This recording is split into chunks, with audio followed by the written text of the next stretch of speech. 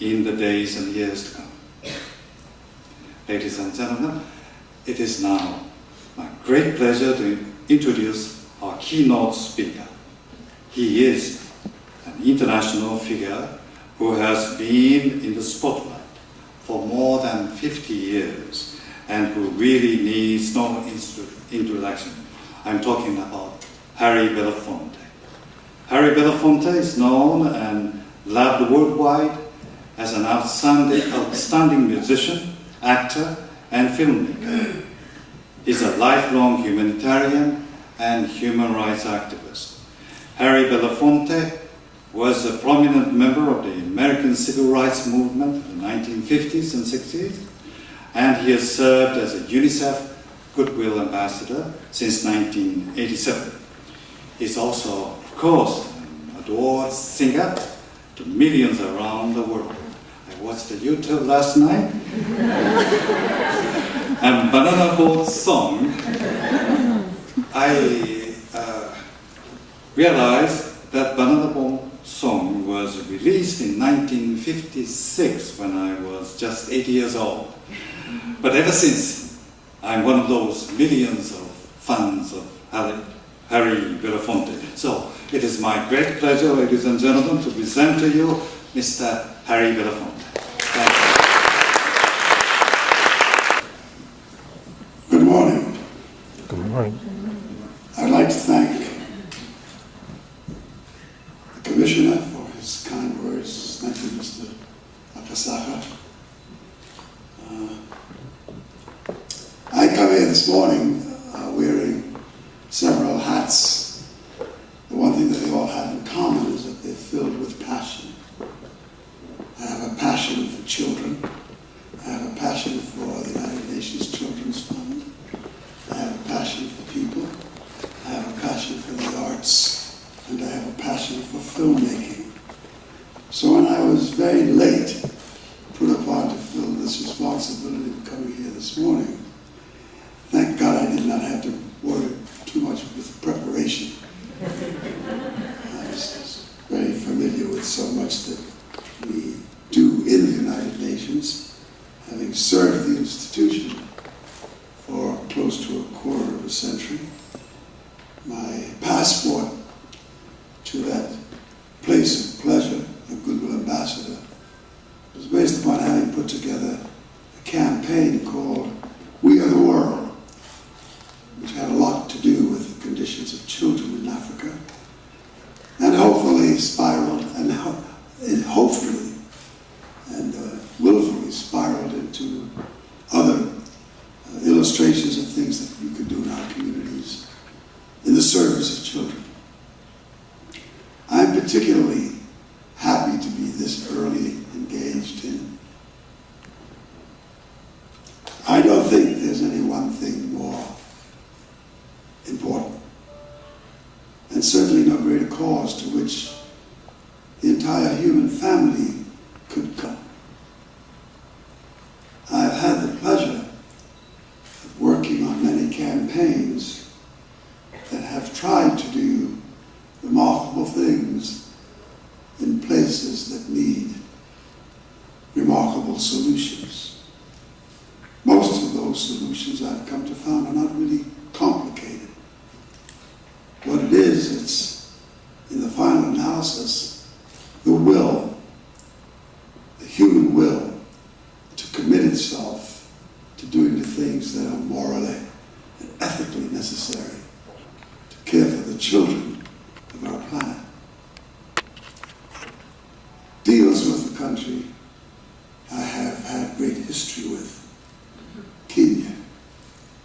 I saw the film last night for the first time, and I was deeply moved, not only with the magnificence of the film and its content, but the fact that it could, in very modern ways, in very clear ways in the use of language and vision, impart a simple idea to the peoples of the world who will see this film.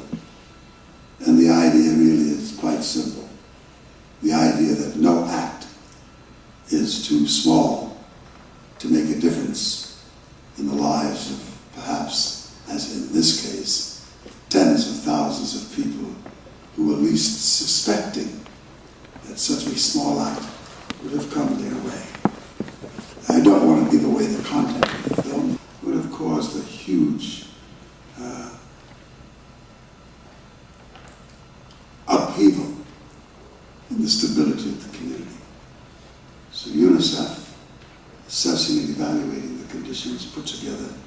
a package that was evaluated at $25 million as an initial contribution to start to quickly find methods and ways in which to open up facilities, to find teachers to begin to immediately take care of the enthusiastic way in which these children responded to the idea. Much of that noble vision has since eroded. And this film, a small act, does much to describe how, despite the reversals and the difficulties that Kenya has faced, that there is so much in very simple ways that the world at large can do to make a difference for our children. I first came to know Kenya through the United Nations. One of my mentors, great force in the building and the creation of this institution, in particular in the writing of the Declaration for the Human Rights of People. We use that declaration today as an instrument by which we measure all civil society. We discuss everything based upon the fulfillment of human rights. And I was very proud that she should have seen in me and my youthful years reason to bring instruction and to give me opportunity to learn from her. It was at her home that I first met a young Kenyan by the name of Tom Mboya. This young man who came from a Kenya that was still struggling to be independent taught me much and showed me much about life in Africa, and especially among children. With Jackie Robinson and Mrs. Roosevelt, Cora Weiss, and a small group of Americans, we put together an airlift that was a violation of agreements between Great Britain and America, but we did it anyway. Put together an airlift that brought to the United States 143 Kenyan students who we had found opportunity to place in universities around America. All attended various universities. One of the members of our small group coming from Kenya was the man who gave birth to the President of the United States, current President of the United States of America, Barack Obama. We didn't know that we had come upon such cross moment with history. Well, if that were all that we were able to do with the students that brought in, I don't think it was a bad offer. But let me not waste more time. Let me just pay great respects to the founders and to the organizers of ENVISION. In my community where I live, where many artists reside, most of whom have been in the world of cinema, will find great opportunity and reason to throw their resources behind what it is that you do.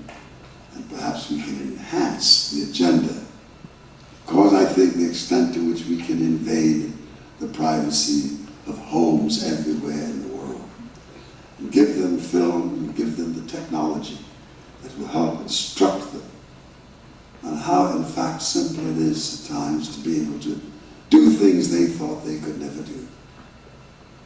And to be able to bring conscience, yet again, to governments that seem to be so void of it, to help to try to show them morally and ethically, if they do not show more political will and courage to be able to change those conditions which create such great pockets of poverty and create such dilemmas for the children of the world, we will not be able to move very rapidly with solution.